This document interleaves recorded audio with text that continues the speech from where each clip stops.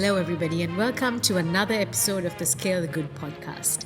This is a session where myself and Emma DeSilva, the new CEO of Good Life X, goes into conversation about the leadership transition that happened in January 2025, where I stepped into the role of chair and director innovation, where Emma stepped into the role of CEO, leading GLX into its new future. This is an episode where we go into a very personal conversation about what this means to us, why we think leadership needs to take a new form, and why it needs to evolve the way it does, and what this means for both of us and for Good Life X. Hi, Emma. Hi, Randhula. So we'll try not to be so formal or too informal, but this is an exciting topic for us to talk about with you as an audience, because at Good Life X, this conversation of leadership, how we look at leadership as an organization and us as individuals, is something that we talk about every day. Mm-hmm. So it's really fun to create a conversation out of it and to take it out to the world. But if we begin, Emma, firstly, to just look at you, about your journey. And when I say journey, not just journey to Good Life X or to this position of leadership that you have now, but maybe let's begin with how you came to Sri Lanka, and then we can roll on from there. Yeah. The story of how I came, I feel like, is not as intentional as now, and I look back, I wish it was. But I came because I spent my life coming back to Sri Lanka to visit family. I was born and raised in the US. I was born in New Jersey and I grew up in California. Went to university in California, and so growing up, we did a yearly trip back to Sri Lanka. And it wasn't until I got a little bit older where I realized my experience and what I had known about Sri Lanka felt very limited. It was what my parents knew. It was, their town. It was a very limited scope of what the country really had and had to offer. And as I got older, I was trying to find different avenues to uncover and explore some of what I thought was there. And it wasn't until COVID where, all of us kind of got into a place, a juncture, where we could kind of look into, or I could look into other ways that I wanted to look at my life post-graduation. And so when COVID hit, I thought, okay, we're stuck in this lockdown. It seems like my prospects of finding a job and everything were now a little bit staggered, and I wasn't really sure what I wanted to do. And so I decided I'll come to Sri Lanka. I'll travel the island a bit. I'll reconnect with people that I knew from my university, people that my parents knew, and see what there was in the country. It was an itch that I feel like was I had to scratch in a way for so many years. And so I came in April of 2021. I never went back. I never went back. And I think when I came, I got a good month of meeting people, exploring, and then we went into a lockdown. And that's where I realized, okay, I have to make a very quick decision, which I wasn't ready to make at this time, on whether I will stay and endure the lockdown or if I go back. Mm-hmm. And I knew that I wasn't ready to leave, but I also wasn't sure what I would do. And that's when I started looking for opportunities to work. And I had studied business, but I had focused in sustainability and entrepreneurship. And so I knew that I wanted to do something along those lines. And through a Google search, through an Instagram live video that you had done with an entrepreneur that we work with, Lonali from House Lonali, I reached out and saw if there was any opportunities, because it really felt like something that was aligned to what I wanted to do. Great. So it's very interesting because your background is very different to mine. Mm-hmm. Perhaps our interests are similar, of course, but what we've done in life, what we've seen as life, and our circles, our exposure, our economies, our countries, absolutely in contrast. Yes. But we are now doing this work together, and you have stepped into doing the work that I did for the past 7 years. So my motivation to begin Good Life X as a founder and CEO for the past 7 years has been, okay, there's a gap in our ecosystem. There's a lack of understanding of what's needed. There's a lack of root that's needed. If that's what I feel like I want to do, and if that's the kind of work that'll make me feel like I belong and it'll be of the right use of my time and talent, then let me just create that space to do it. Yeah. And that was an experiment, and I'm glad so far it has worked. So that was my motivation and my yes. Yes. And when you came in, we were 4 years old, just growing, just experimenting new avenues of work beyond an accelerator. What made you say yes? Sure, when you came in, it was interesting areas of topic, but what made you stay on for 3 years, and what made you say yes to this role of leadership, which is CEO, and that's a leap from where you started 3 years ago? What was your yes? Yeah. I think growing up, I was shown very traditional business opportunities. As when I was in university, I was studying business and I was in these courses, and I would look around at my peers and feel very disconnected. This is an emerging generation, and we're at a very progressive university. But at the same time, it felt like people were still very stuck onto very old norms and systems of how to do business. We were presented with other, methods and ways that we could challenge the system and, of course, become more nature-centric. But it was really only in my entrepreneurship classes and my sustainability classes where that really shone through. And that's where I found my community, where people, like-minded people. And so I was very scared and disheartened to enter the workforce, knowing that I felt such a disconnect from a lot of people in my program, but also hunting for what I felt like existed, where a place where, collaboration was at the forefront, as well as being very acutely aware of our impact as an industry on the environment, as well as socially. And so all of these things I felt like were very high expectations of what someone, especially a young person, which many people these days now not only just desire, but almost demand in their job. And I was so lucky to have found that in the first place that I looked.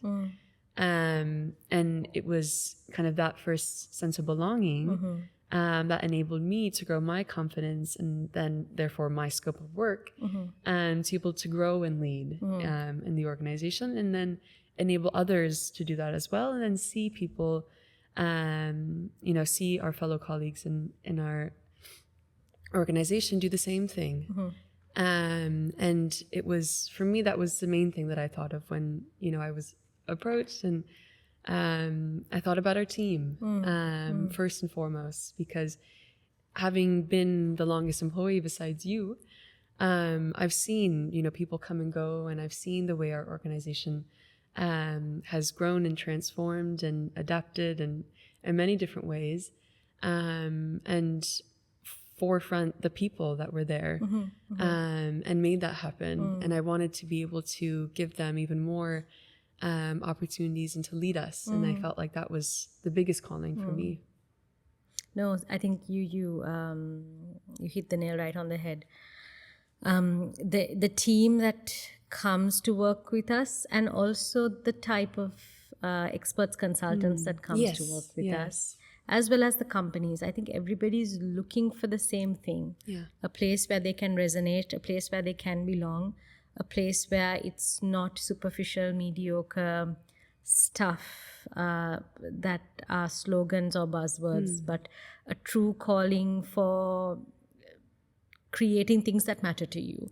And a place that is doing that not from a place of ego or competition, but for the sheer sense of and joy of creating that together, and for the sheer sense of belonging. Yeah. I absolutely agree. And this is the, I think, main and the only reason why when the things got hard and times got hard, especially during the crisis time, why we stayed on our path and built any and many possible ways to hang in there.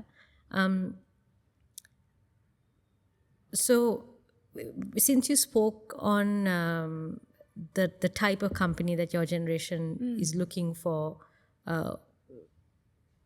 committing to and building work in, I think it gives us the opportunity to also segue into talking about what does this transition signal as to what we look at as leadership, and how we see collaboration and how we see co-creating things together. Do you want to add a little bit on that? Yeah, I think that's the first thought that came to my mind was the team. The second was the work.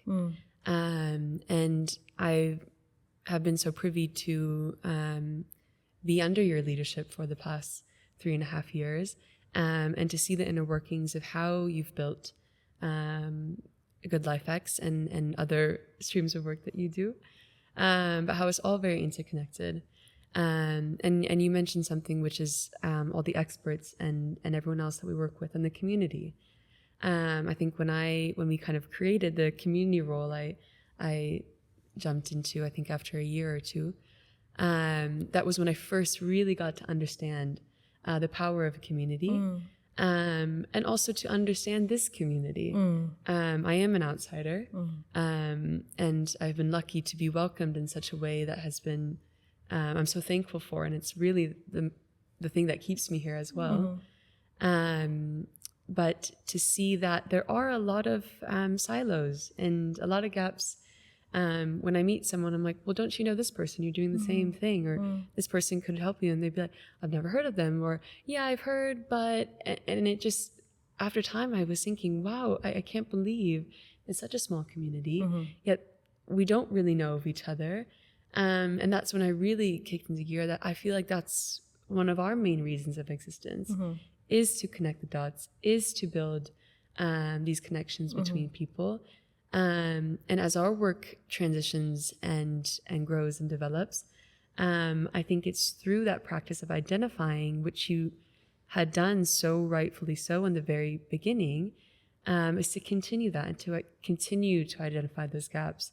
And we do that by existing and participating in the communities and the ecosystems and the sectors that we do. Yeah. And I'd like to ask, I think, for me to have experienced that in the middle, and now kind of having that equal time now, or where we at, what were the kind of initial, I don't know, issues that you found in your career, or the gaps that you found that led you to build this, and how did you see that evolve now to where we're at? Oh, that's a packed question.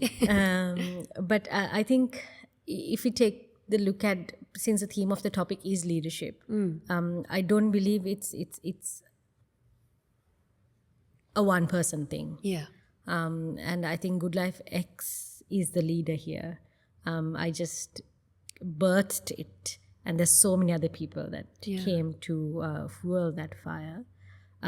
So if I look at the GLX's leadership in the space and the ecosystem that we are in, I think, for Sri Lanka, the gap that it intended to bridge is done. And that purpose, I feel, is fulfilled. And that gives me a great sense of joy. That's the first leg of the journey that is complete, which is to bring attention and intention to spaces that are overlooked as traditional or not important. Not important for technology to go into, not important for innovation to go into, not important for capital and wealth to go into. That was the first gap. That's why we looked at and focused at spaces like food, agriculture, wellness, travel, everything that's connected to people and nature, and distill and transmit and bridge all of the sexiness, all of the trendiness, all of the excitement and energy and the fire that was in the startup and innovation space. Why can't it resonate here? That was our first push, intention, effort, and I think we made it. Yeah. There's so many other people in this space now, and for me that is the matrix of our success. How many others are next to us? Because when we started there was absolutely nobody. And it was when you focus on challengers, it was, I think, the single most challenge, not having peers. Yeah. Being the only one to be talking about it, to be doing it. The fact that there's no peers mean people don't understand what we are trying to do to begin with. So I don't believe in competition, as you very well know. Everybody else who's doing this work is a peer to us, bringing in different elements, strengths, perspectives to the table, and that's how we co-create and collaborate. So to be alone in that space means you're creating the path and you're walking the path. As much as you can boast saying, "Oh, we were the first," it's a hard path to take. So I think that was one of the first challenges. But after having fulfilled that purpose of showcasing the possibility, which we have done, I think the continuous challenge that we face every day is doing the work that we do, which represents the new, which represents a future that is yet to be realized, which represents a way of work, a way of economic functions, way of leadership, way of working together. We are creating a new reality, and that's what we represent. So the continuous challenge is, how do we tangibly showcase the value, the importance, and the impact of the future that we are creating every day? Because as we achieve, we show and tell, basically. Yeah. But it takes a bunch of believers for us to do as well. Yeah. So I think that is the challenge that keeps pushing us forward. So it's a positive challenge. And I think that's why we always, I as a person, now I'm stepping out of Good Life X and looking at me as a person, an individual.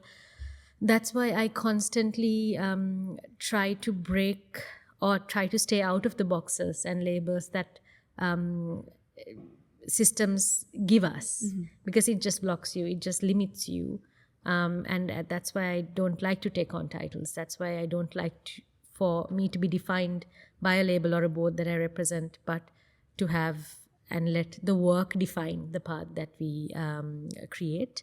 And it's in that spirit that I always vote for and vouch for new voices, young talent, another generation to come to the table. And this could be a new generation or old generation. If you look at the spectrum of the experts and the team that we have people who are 70-year-olds and we have people who are 17. And both are important. Yeah. And that's how we kind of expand and deepen the knowledge and the wealth of the knowledge that we have. So I think it's in that spirit that when you came to the team, we defined your role as a very open role, for you to understand your strengths, develop your strengths, and to understand the community. But every 6 months, I think, we kept revising your JD, because as for everybody else, the role that you play at Good Life X is what you make of it. Yes. And that opportunity is endless. So this is what you made out of the opportunity that you got. And I don't think you or I expected or intended for you to lead or say yes to the role of CEO 3 years to come. But it is how your journey evolved. Yeah. And it is how we evolved with you. Yeah. And it is how the team evolved with you. So I think really being present to each other and our work and our impact and responding to that in real time really helps us grow as an organization and as individuals. And I think you did it beautifully in the past 3 years. And I think the team and the organization responded beautifully to that as well, if I may just say so. But I think taking a step back, it's a nice and a beautiful evolution to bear witness to. Yeah, thank you. I mean, I feel I've heard so much of that in bits, and I think to see the whole picture And I think also to share the whole picture. I think, like myself, there have been so many other people who have either come back to the island or have pivoted careers, and are also at this juncture of wanting to do more meaningful work and unsure where to start or how to start or who to do it with. And I feel like, when I do say, oh, I'm a part of Good Life X, it is this badge of honor and this badge of also being a part of something that is so revolutionary and exists in this paradigm that is not necessarily what a lot of people are used to. And so I think to be at such a disruptive place from the onset, but now taking what that disruption has caused in a way, in a positive way, to see how much has grown from it, like you said. I love you bringing in the words that I used to use from a long time ago, disruptive and revolution, rebellious. That really is who we are. But I love how we've kind of redefined those words in our own way, because our resistance, our rebellion is coming by building trust, is by deepening love, is by creating joy. And if you take a look at the programs that we've done in the past, R2R, for instance, there were people coming from 6 different provinces every freaking week. Even when we offered to say, let's do this online, you don't need to travel, they chose to be here in person, because that trust and that joy and that love and understanding in a business environment is rare and is infectious. And I think our resistance and rebellion against the old way of hierarchical, toxic structures that don't work for the economy or the people is the new way of doing things. And I think when offering you this position, or hoping that you'd say yes, offering you this position, was the opportunity that I saw of your resonance to those values and the space that you had within you and the values that you had within you to deepen that space and expand that space, and also to connect very different communities into that space, be it the diaspora, be it the Gen Zs, be it anybody else that crosses your path, because of your diverse exposure and worldview. So I think a final question or final thought that we can share, Ems, is how do we go from here? How do we see ourselves going into the future?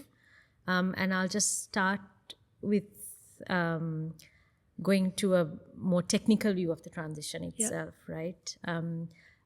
It's not unusual, but I think the way that we did it or designed it is rather unique, because for 7 years we've been building programs, running accelerators and other different programs for SMEs also.